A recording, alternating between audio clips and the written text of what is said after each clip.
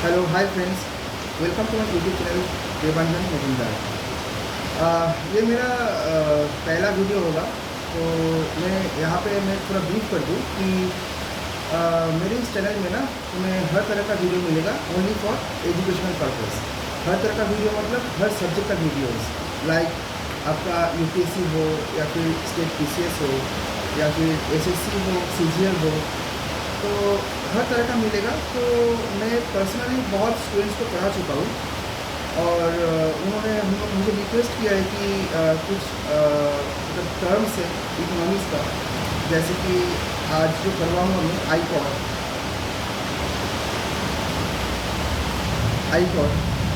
का full form होता है इंक्रीमेंटल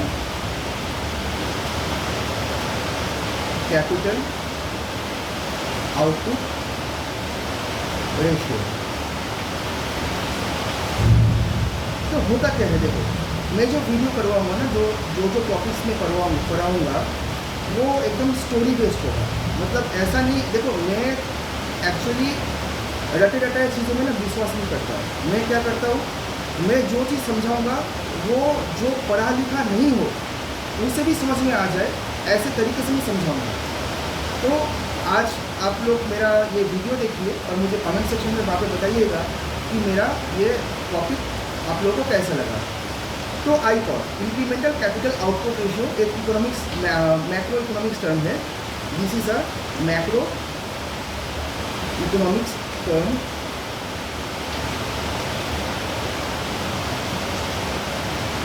तो होता क्या है, कहानी सुनिए। मान लीजिए आप लोगों को सभी को मोमो खाना पसंद है, तो मान लीजिए कि अच्छा एक बात बताइए, एक मोमो का प्लेट कितने रुपीज़ में आता है? एक मोमो का प्लेट कितने रुपीज़ में आता है?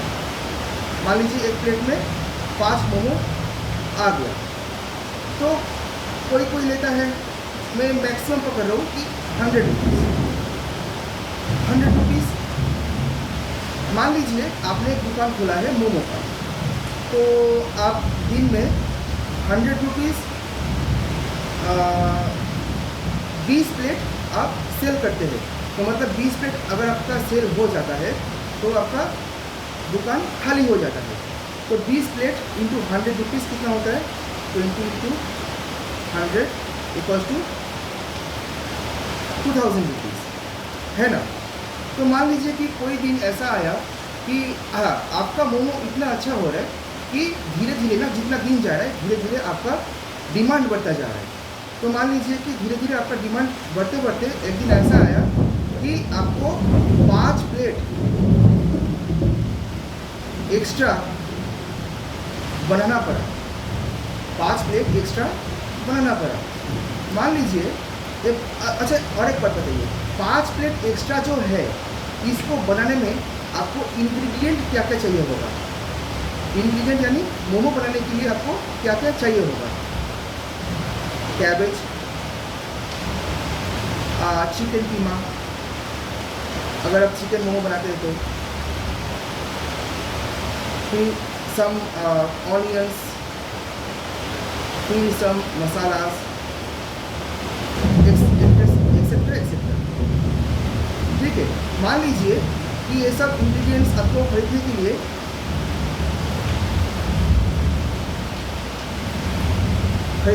आपको 200 रुपीज़ का खर्चा आया। एक्स्ट्रा 5 प्लेट्स मोमोज बनाने के लिए आपको एक्स्ट्रा कितना खर्चा आया? 5 प्लेट्स मोमोज बनाने के लिए आपको खर्चा आया 200 रुपीज़। ठीक है, तो अभी आप सेल कर रहे हो कितना प्लेट? दिन में 25 प्लेट्स। पहले आप कितना सेल करते थे? 20 प्लेट्स। अभी आप सेल कर रहे हो 25 प्लेट्स, मतलब 5 प्लेट्स एक्स्ट्रा।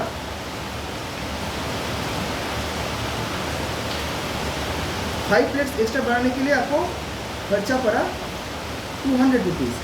ये है आपका इनपुट। ठीक, और आपका आउटपुट क्या होगा? तो 5 प्लेट इंटू 100, ठीक है, आप इसको सेल करेंगे ना। 5 प्लेट्स इंटू 100 रुपीज़ मतलब 500 रुपीज़। तो आपका प्रॉफिट कितना आएगा? तो 500 माइनस ये 200 माइनस 200 प्रॉफिट आपका होगा 300 रुपीज़, है ना। 300 रुपीज़ तो प्रॉफिट होगा। अच्छा, अभी ये है आपका गया एक पोर्शन मोमोज का। मान लीजिए आपका मोमो का जो ठेला है उसके बाजू में एक स्टील का फैक्ट्री है। मान लीजिए एक स्टील का फैक्ट्री है, स्टील फैक्ट्री। पर डे ये स्टील फैक्ट्री कितना केजी आयरन या स्टील प्रोड्यूस करता है? फॉर वन डे ये इसका फुल कैपेसिटी है, फुल कैपेसिटी प्रोड्यूस करने का मान लीजिए 30 केजी पर डे। इन लोगों का कैपेसिटी है 30 केजी। तो ऐसा एक दिन आया ये स्टील फैक्ट्री के ऊपर कि इसको extra 1 KG of steel produce करने का, extra 1 KG of steel produce करने का। तो टोटल भैया कितना होगा? 31 केजी, 30 + 1 31 केजी। ये जो एक्स्ट्रा 1 केजी है, तो इसके लिए ये जो मालिक है स्टील का, उसको क्या करना पड़ेगा? एक ज़मीन खरीदना पड़ेगा अलग से। एक स्टील फैक्ट्री में जो जो सेटअप्स होता है, मशीनरीज होता है, लैंड प्लस मशीनरीज खरीदना पड़ेगा, प्लस ये कंप्यूटर्स वगैरह, चेयर, टेबल्स। अच्छा, एम्प्लॉयज़ भी हायर करना पड़ेगा, एम्प्लॉयज़ भी हायर करना पड़ेगा, है ना। तो ये जो चीज़ें अगर उनको करना पड़ेगा, इनका कितना खर्चा होगा? लैंड का अलग से खर्चा, मशीनरीज का अलग से खर्चा, कंप्यूटर्स, चेयर्स, टेबल, एम्प्लॉयज़ का अलग से खर्चा। कितना खर्चा होगा? मतलब फ्यू क्रोर्स किसके लिए? एक्स्ट्रा 1 केजी स्टील प्रोड्यूस करने के लिए उनको फ्यू क्रोर्स खर्चा करना पड़ेगा। तो 1 केजी स्टील का दाम कितना? 1 केजी स्टील का दाम कितना? मैं मान के चलता हूँ 500 रुपीज़। अच्छा, 1000 रुपीज़ मान के चलता हूँ। Extra 1 KG of steel 1000 rupees, मतलब 1000 रुपीज़ उनको आउटपुट करने के लिए फ्यू क्रोर्स खर्चा करना पड़ेगा। तो क्या ये एफिशिएंट है? आप लोग बोलिए। नहीं है। ये एफिशिएंट है मोमोज का? बिल्कुल एफिशिएंट है। क्यों? क्योंकि ये इन्वेस्ट कर रहे हैं 200 रुपीज़ और आउटपुट इनको कितना मिल रहा है? 300 rupees profit. Output 500 rupees minus 200, 300 rupees profit. तो इनका एफिशिएंट है। तो यही से कॉन्सेप्ट उठकर आता है भैया icon, incremental capital output ratio, icon. Icon क्या बोलता है? आईकॉन बोलता है कि आप कितना इनपुट दे रहे हो, इनपुट डिवाइड बाय आउटपुट। यही है मेन फंडा और कुछ नहीं है इसमें। Input divide by output. Input मान लीजिए कि ये मोमो का कितना इनपुट हो रहा है आपका? 200 रुपीज़, 200। आउटपुट कितना हो रहा है? 500 रुपीज़। 500 रुपीज़, यही तो हो रहा है। तो ये पॉइंट में आएगा 0.4 अगर मैं इसको डिवाइड करूँ तो, है ना। तो और अगर मैं इसका कैलकुलेट करूँ तो बहुत आएगा। इनपुट बाय आउटपुट अगर कैलकुलेट करूँ तो, इनपुट बाय आउटपुट स्टील का अगर कैलकुलेट करूँ तो ये है मोमो के लिए, ये है स्टील के लिए। कितना होगा? Input few crores divide by output 1000 rupees. तो ये पॉजिटिव आएगा, मतलब पॉइंट में नहीं आएगा, पॉजिटिव आएगा और बहुत वैल्यू आएगा। तो आईकॉन जितना कम आए उतना एफिशिएंट ज़्यादा। आईकॉन का मेन मतलब होता है एफिशिएंसी। आप कितना इनपुट दे रहे हो और आपको कितना आउटपुट मिल रहा है। So it is a macroeconomic term which tells us how efficiently an economy or a specific sector uses its capital investment to generate additional economic growth. मतलब एडिशनल इकोनॉमिक ग्रोथ के लिए कितना इन्वेस्टमेंट रिक्वायरमेंट पड़ रहा है. This ratio shows how many units of additional capital, मतलब input, how many units of additional capital are required to produce one extra unit of output. मतलब one extra unit of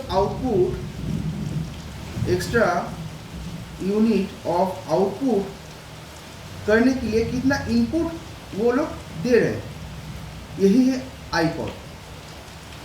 input divide by output, और input को मैं क्या लिख सकता हूँ, capital investment.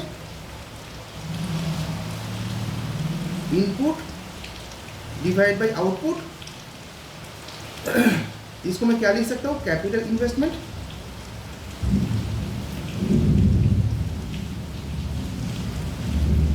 Input capital investment. और इससे हमें क्या पता चलता है कि अब जितना लोअर आईकॉर होगा उतना बेहतर है. A lower ICOR is better. It means economy is highly efficient and requires less investment to create more output. और अगर हायर आईकॉर होगा तो वो इनएफिशिएंट हो जाएगा भैया. तो यही है फंडा. देखिए, चीज़ों को समझिए. रट्टा मारने से कोई फ़ायदा नहीं होगा. कितना रट्टा मारेंगे आप? इतना सारा सब्जेक्ट्स होता है. आप यूपीएससी की तैयारी कर रहे हैं कि आप स्टेट पीसीएस की तैयारी कर रहे हैं, इतना सारा मतलब सब्जेक्ट्स होता है. कितना आप ये करेंगे, मतलब रट्टा मारेंगे? पॉसिबल नहीं है ना. तो चीज़ों को जब आप समझेंगे ना, उतना आपके लिए बेहतर हो जाएगा. आपको रट्टा मारने की ज़रूरत नहीं है.